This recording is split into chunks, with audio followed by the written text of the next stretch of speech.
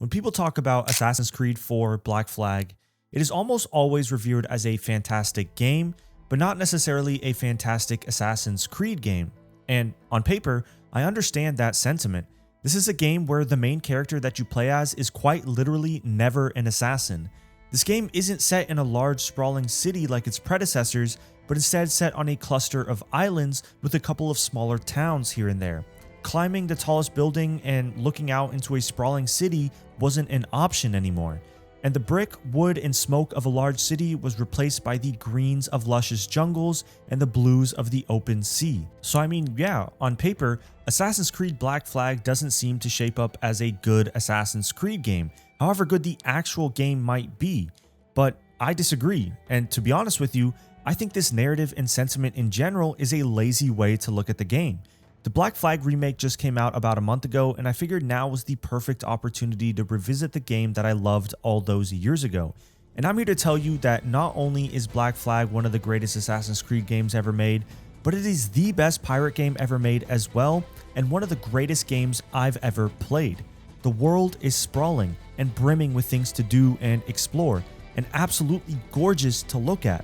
The gameplay is much improved, with slick finishers and stealth systems that complement its open combat really well, and the story is surprisingly touching and just classic Assassin's Creed, even if you don't technically play as an assassin. So today, let's take an in-depth look at Assassin's Creed 4 Black Flag. Let's talk about its story, its world, and of course, its gameplay, and why I think Assassin's Creed Black Flag is the best Assassin's Creed game of all time.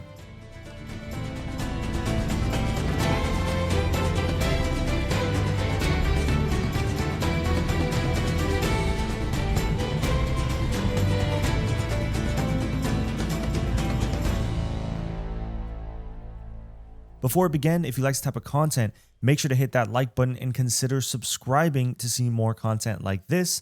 Now, back to the video. I think it goes without saying that Black Flag has one of the most unique and interesting worlds that has ever been made for an Assassin's Creed game. The world is absolutely gorgeous. I mean, that's not surprising given this remake came out quite literally a month ago, but even going back and playing the original version that came out in 2013, over 13 damn years ago, I can respect the hell out of the art direction and the general design of the world. There are a lot of games that are set in tropical places, even made by Ubisoft. I think of a game like Far Cry 3 that came out a year before Black Flag, or even the newer Far Cry 6. Or hell, if you want to go pirate, there are games out there like Sea of Thieves and the new Windrose that give you that tropical setting while also giving you those pirate elements. But I don't think there's a single game out there that has the feeling that Black Flag is able to give me. The way this world is designed, from the beautiful and tropical color palette to the actual exploration elements themselves, I have to go out and say that Black Flag is one of the most immersive worlds I've ever been in. Sailing the high seas, coming across a little island that is nothing but sand, a couple of animals, and maybe remnants of a wrecked ship, and just exploring whatever it may have to offer. Or diving underwater and seeing the gorgeous turquoise blue envelop you as you see the schools of fish swimming by and coral reefs with chests to go check out. Or going to Havana or Nassau or Kingston and walking around the bustling, sand-filled town centers with wooden buildings, people going about their day, and just looking out into the horizon and seeing oceans or deep jungles is such a fantastic feeling. Don't get me wrong, there's some classic Ubisoft world design elements in here. Black Flag released in prime Ubisoft checklist era, and that is definitely seen here. But because this world is so immersive, and I actually felt like a badass assassin pirate exploring this brand new place, I didn't mind it much at all. When I was playing this game and absolutely engrossed in the world that Ubisoft built, I started thinking to myself, why have I not been able to get this feeling with newer Assassin's Creed games? Objectively though, newer Assassin's Creed games have interesting places. I think of Baghdad in Mirage, or Japan in Shadows, or hell, even Britain in Valhalla. A lot of these worlds are set in interesting places, and Ubisoft has always been known as a developer who can make great worlds, but I just couldn't get as immersed as I could with the older games. And this sort of lack of immersion shows up in little ways, opting to avoid a point of interest on the map because I didn't want to complete the objectives in it, or beelining it to my next objective and not stopping to take in the world or look around for cool and interesting things. And then it just kind of hit me. Ubisoft has stopped making the setting of their worlds an actual element within the game's narrative. I know that sounds confusing. Let me try to explain. Black Flag's world is interesting and immersive, not because it's set in the West Indies, which is a cool place, but it's set in the West Indies during the golden age of piracy. That extra added element, using the setting of the place as a narrative device within your story, not just the backdrop, is what's been missing in newer Assassin's Creed games. The Ezio trilogy was set in Italy during the height of the Renaissance period. Assassin's Creed 3 was set during the American Revolution. Unity was set during the French Revolution.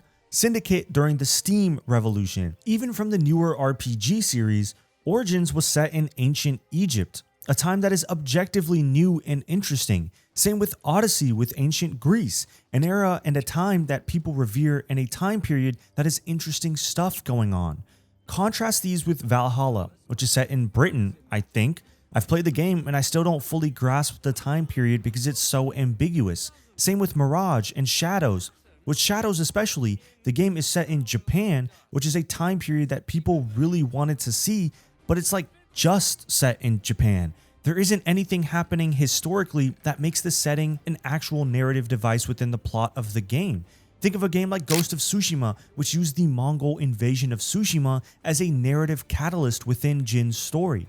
I know I just went on a bit of a rant there. Maybe I'm still a little salty about how shit the newer Assassin's Creed games are, but I think it's important to understand why Black Flag's world design actually works. I'm not just an assassin in the West Indies in like Havana or Kingston.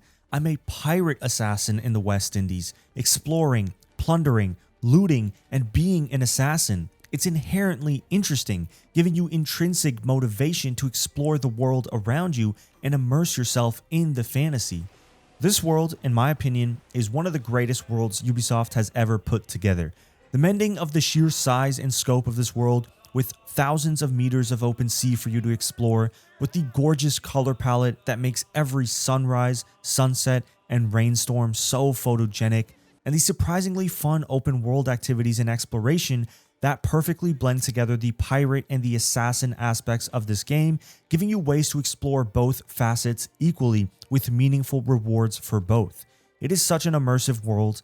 It doesn't feel like a game world in the traditional sense. The scale helps with that a lot, but just the design of the world itself perfectly encapsulates what it would feel like if I were ever a pirate skulking about in the West Indies, going from place to place, from tavern to tavern in my ship, plundering and looting along the way. But what good is a great world if the gameplay isn't actually fun? So let's talk about it. Now, when it comes to the gameplay in Assassin's Creed games, I think it's incredibly difficult to talk a lot about them and, more importantly, critique them, because you will have fans who have all different opinions on whether or not they think the gameplay is good. And that's primarily because Assassin's Creed as a franchise has never fully truly had a gameplay identity. Their core has always been a stealth action game, sure, but the actual granular way they implement those stealth and action ideas have always varied. Assassin's Creed 1 through Assassin's Creed 4 were the chain kill era, with super simplistic parry to kill combat. AC Unity and Syndicate had tougher, more hack and slash-esque combat, my personal favorite. And of course, there is the RPG era with the damage numbers and their own set of features. Each era has their own fans and their reasons for why they like them and why they like them in the first place. Now, the OG Black Flag had pretty simplistic combat, and if I'm going to be honest, this era was my least favorite style of combat for the franchise. But with the remake, I think the changes to combat straddle the old eras of Assassin's Creed with the new ones in ways that I think mostly work. Combat is more involved. Parries don't automatically trigger a finisher, and there are new kicks, a new hook chain thing that pulls enemies closer, and some other features here and there that make the combat slightly tougher, but not overly hard. Now, if I'm being honest with myself, I would still prefer the Unity style of combat or just the newer era RPG combat as well. The RPG era of Assassin's Creed games have been defined by typical RPG elements. Levels above enemies, damage numbers, tiered loot that provides buffs and higher DPS as you level up. These may make progression more involved and allow for cool boss fights due to general difficulty, but they limit the game in terms of cool animations and just cool aspects of what makes an Assassin's Creed game an Assassin's Creed game. For the RPG games, that's okay because they provide the player with other ways to interact with the game meaningfully. A full-fledged bow, fun open combat segments, new abilities, dialogue trees, etc. The lack of quote-unquote coolness is offset by the sheer amount of new gameplay opportunities that are possible with the RPG combat system. With Black Flag's combat, it feels like Ubisoft is trying to fit the RPG-style game engine into a non-RPG Assassin's Creed game. This results in none of the benefits you get from the more involved combat system of the newer RPG games, but keeps all of the drawbacks. Things like stiff animations that transcend the combat itself and into the parkour animations as well as an overall lack of variety and challenge in the combat due to no level scaling and lack of diverse and unique weapons. To be honest, I don't think the combat is bad per se, it's just kinda stale. It features none of the cool animations and finishers from the chain parry Assassin's Creed era, or the fun hack and slash of the Unity era, or the diversity from the RPG era. It's just kind of there. It's too easy to care about, yet just involved enough to where you have to. And so it just ends up being kind of annoying. Maybe this is a hot take regarding the combat, and I honestly suspect that it is, but I do find that for the amount of open combat that does happen in the game, it is simply not involved enough or cool enough for me to swing one way or the other. If it was harder and had more weapon variety, yet had the same animations, each kill would feel earned and rewarding. If it was easier but had really cool and fluid animations, it would be dumb but fun to look at. Unfortunately, it is neither of those things. One aspect of the gameplay that is good and that I really did enjoy though was stealth and parkour. Even though the animations are stiff, considering this was made on the latest Anvil engine, the engine that runs the newer Assassin's Creed games, this was to be expected, as unfortunate as it may be, but the actual stealth itself is involved and really fun. The groundwork for the stealth had obviously been laid out in the original game. They aren't any new environments or features that significantly change what was already there all those years ago, but the theme with the stealth was refinement. Adding a dedicated crouch button was much needed. Having to no longer rely on the tall bushes and grass as the only way to crouch allows you to be much more stealthy and sneak around more undetected. For the first time, it is viable to sneak up behind someone and assassinate them before retreating back to safety and not just relying on the enemy to get close to your hiding spot before killing them. In addition to that, the light-dark mechanic from Shadows makes a return here. I am so glad they added this because it was one of my favorite aspects from the stealth in that game. Basically, Edward is easier to spot during the day and harder to spot during the night, but it goes beyond that too. Shadows play a big role as well. Sneaking around during broad daylight will get you easily spotted, but sticking to a shadow may make it a little bit more difficult. At night, the moonlight can still light you up and make you easier to spot, but if you hide in a shadow of a building, it's almost like being hidden entirely like in a bush or hay barrel. This slight addition makes the stealth that little bit more fun and more involved, making the stealth portions of this game actually really fun. Standing on top of a building, deciding what route you want to take and how you want to approach your objective, factoring in whether it's daytime outside or night, and using all that knowledge to plan your route were some of the best moments I had during the game. Now, it's time to talk about the gameplay feature that put Black Flag on the map, and it is still regarded as one of the most innovative and one of the most fun systems in any game ever. Of course, I'm talking about the ship combat. This was the aspect of the game that the remake barely touched, and honestly, for good reason. The ship combat was, and somehow still is, ahead of its time. If you were to ask me to imagine what it would feel like controlling a pirate ship, attacking other ships, boarding them, and taking their loot, I would imagine it looked a lot like Black Flag. Obviously, it's not that realistic, but I think it just captures the essence of being a pirate so well. The Jackdaw is difficult to steer in combat. I mean, it's a big-ass boat.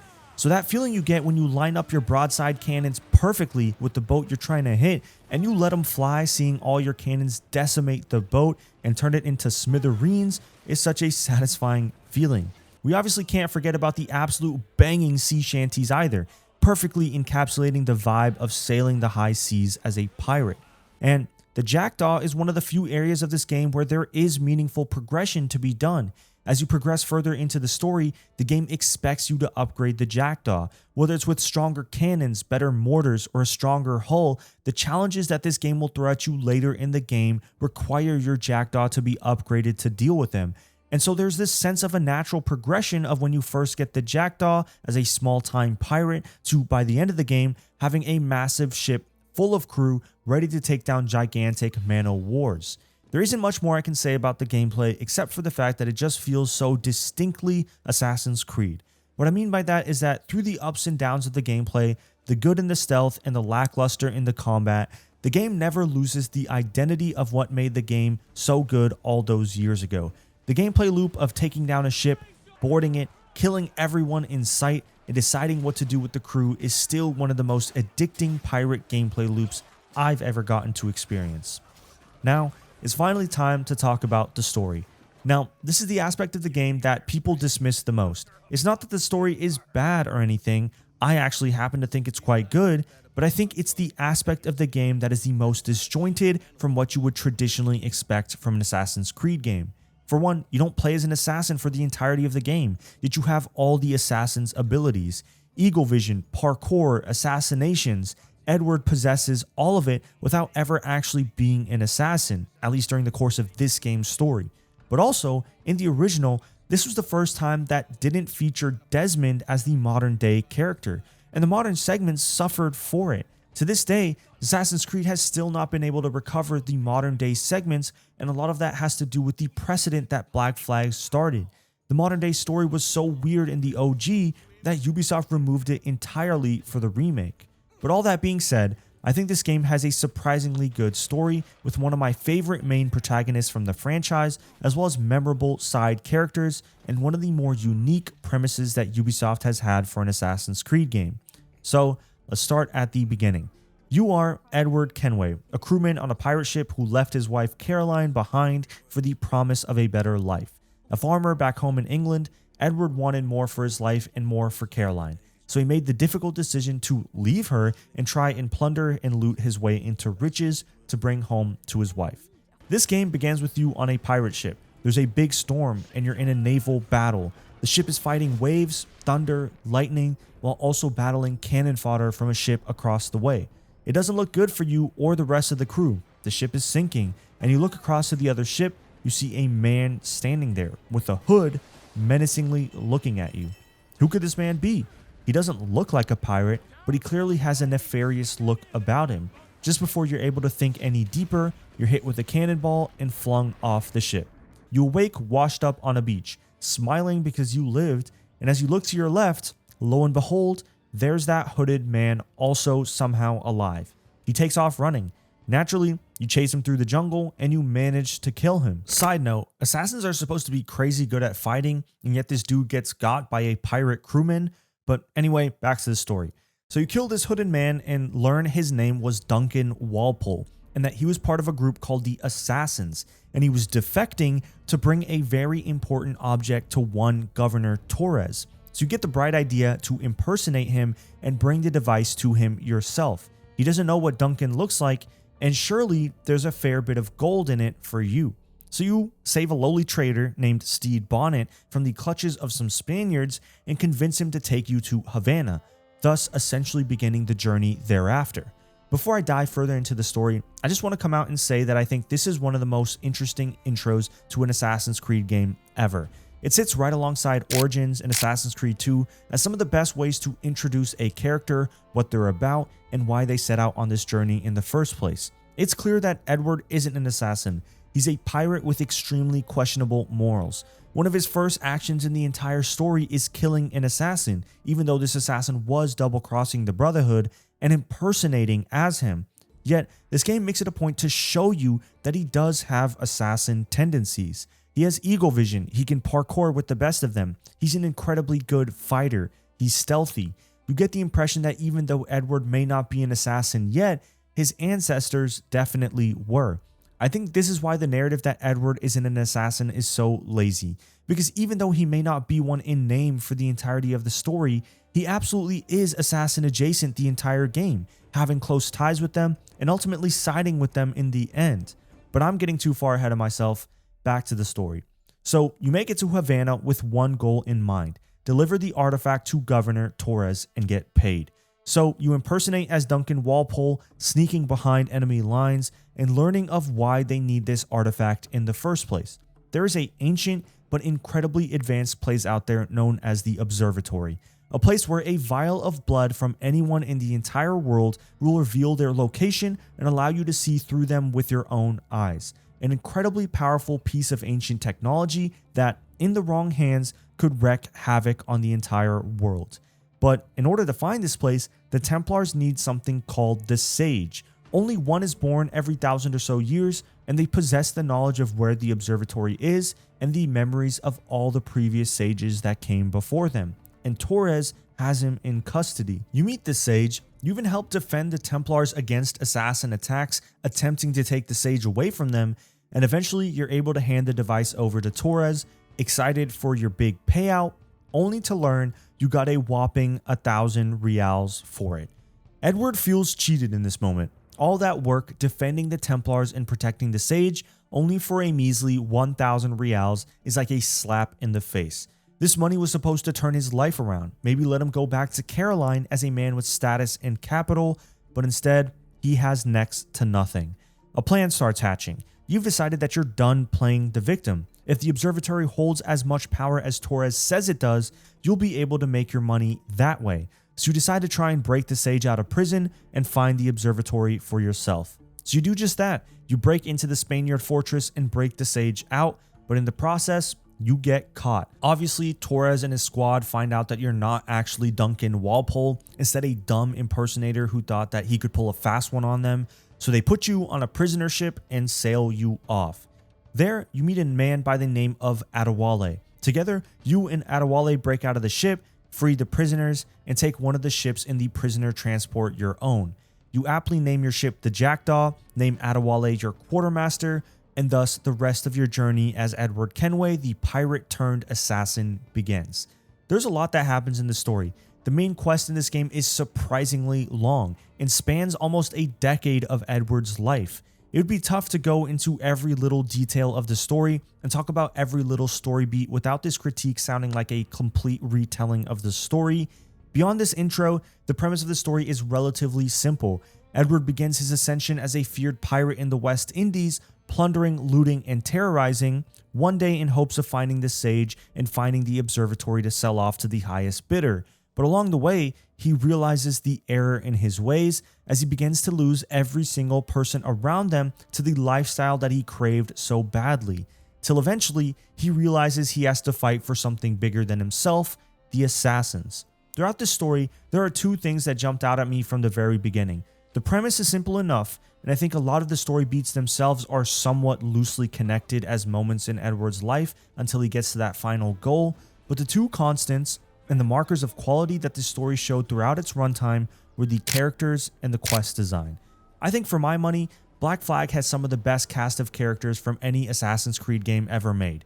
Edward is who he is. He's charming, jokes around, but carries a lot of somber and sadness from losing his wife before he set out on this journey. He is fiercely driven in trying to provide a better life for himself in Caroline, and so he's incredibly different from the pirates around him. He's blinded by gold, yes, but he also doesn't take much pleasure in the other aspects that come with piracy. Blackbeard is exactly who you expect. He's tough, scary, and largely a caricature of what you expect a pirate to be. But the game constantly makes it a point to show you that he isn't actually like what history portrays him to be. History and the people who wrote it see Blackbeard as this insane human being that killed and looted for fun. All he cared about was gold, but in the moments where it's just him and Edward or other pirates, he consistently shows that he just wants a better life for his people, to be free of imperial rule. He isn't actually insane or scary, that's the character he plays.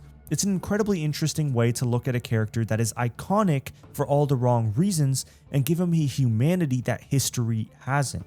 There's plenty of other characters as well, each with phenomenal arcs. James Kidd, the pirate who forces Kenway to look at things differently, to question if his singular goal of being rich above everything else is a fight worth continuing. He forces Kenway to question what he thinks mentally and physically, with Kid actually being a woman named Mary Reed pretending to be a man. Stede Bonnet is a perfect representation of Kenway's arc fulfilled.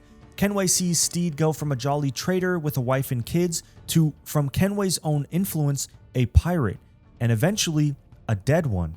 Bonnet was a direct result of Kenway's influence on other people and mirrored his own arc perfectly. A good man with a good family falling for the allure of piracy and eventually meeting his demise. There are other characters out there like Ben Hornigold, the Sage, Rackham, and of course Torres that also play crucial aspects in the story in Kenway's arc, and they all are incredibly well written with their own thoughts and emotions, moralities, and of course motives to do what they do. The story itself is long enough to explore a lot of these characters fully and for the player to be able to grasp the impact they have on Edward's life, but crucially, the story doesn't overstay its welcome with menial or boring junk that hinders from the main experience. This conveniently leads me into the game's quest design. This game doesn't have that many gameplay ideas. Almost everything boils down to stealth, open combat, parkour, or ship combat, but notably, I think Black Flag does a fantastic job of varying each quest. They don't hit you with 5 open combat quests in a row or 4 straight stealth segments. Each quest consistently shook up the formula just enough for each quest to feel unique and interesting. Maybe you start out stealthing and open combat breaks out, or you fight in a massive battle with explosions flying everywhere. Or maybe you're in a ship in a stealth segment where you're tailing a ship in shallow waters with some on-foot segments thrown in between. There was never a time where I felt bored or that the story felt repetitive in what it was having me do. I'll admit, there are some segments of the story I didn't love. I don't love the Principe segments. I feel as though they're shoehorned in and don't provide enough of a difference between them and the main map, but at the end of the day, any issues I do have never were large enough for them to actively detract from my experience. This story segment's gone on for quite a long time, so I'll end this segment with talking about the one aspect of the story that I am not too fond of. And surprise, surprise, it is the new stuff Ubisoft added with the remake. Basically, in addition to the main story itself, there is a lengthy side quest section where you recruit various officers, and these officers provide you various gameplay buffs, mostly in the ship-to-ship combat. These officers each come with their own storylines that all combine at the very end for a big, bombastic final set piece to wrap it all up. It really hurts to say this, but this storyline is just the epitome of everything wrong with modern Assassin's Creed and modern Ubisoft. Compared to the OG side characters, these new officers are like pieces of flat cardboard, one-dimensional. One had a greedy dad who killed their mom, and that's why she wants revenge. One was a pirate who became a priest. His people got attacked from its past skeletons, so now he must become a pirate again. One was captured and was essentially a slave, so he wants revenge on the people who captured him and killed his people. They all have such basic intrinsic motivations. Compare this to the depth of someone like Blackbeard or Bonnet or Kid, you can just see how much depth these new officers are lacking. Technically, the cutscenes themselves are horrible. They're not mocapped like the original game, so there's a stark contrast between the incredibly stiff and basic new side quests compared to the original game's quests. And the big final, big bombastic battle is an absolute nothing burger of an ending that doesn't even see you complete the one objective you set out to complete. It is just a fantastic waste of time all around, other than the fact that the officers give you pretty cool buffs to your Jackdaw, but those buffs can be acquired pretty early, so you don't even have to touch the rest of the story if you don't want to, and I wish I hadn't. To wrap up this story as a whole, I think the original Black Flag story is still one of the best pieces of work the Assassin's Creed franchise and Ubisoft as a whole has put out. Ubisoft isn't necessarily known for gripping narratives with fantastic characterization and heart, but they do a pretty good job here.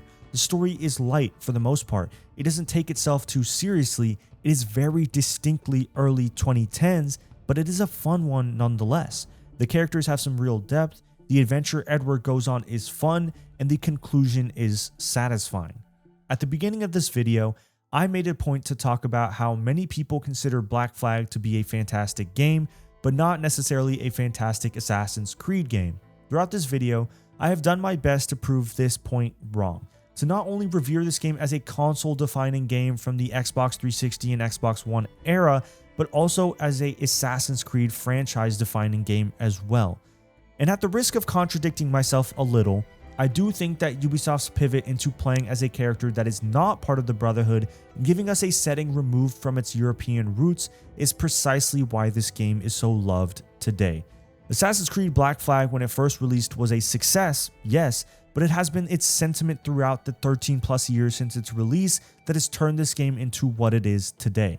Ubisoft's willingness to do something completely different, to challenge what us as gamers expect out of an Assassin's Creed game, and to do it with good intentions, not change for the sake of change, but change for the sake of growth. I had a blast replaying Assassin's Creed Black Flag through its remake. It is truly a fantastic game and one of my favorites in the franchise, but I think it's also a stark reminder of just how far Ubisoft has fallen. Not to end this video on a downer, but Black Flag is a relic of when the Assassin's Creed franchise meant something to Ubisoft. When pushing new ideas and innovating while still staying faithful to the source was important. Maybe it's wishful thinking, but I hope one day Assassin's Creed and Ubisoft as a whole can return to some of these roots and make games that are genuinely interesting for what they are, not resting on the laurels of the games that came before them. Only time will tell.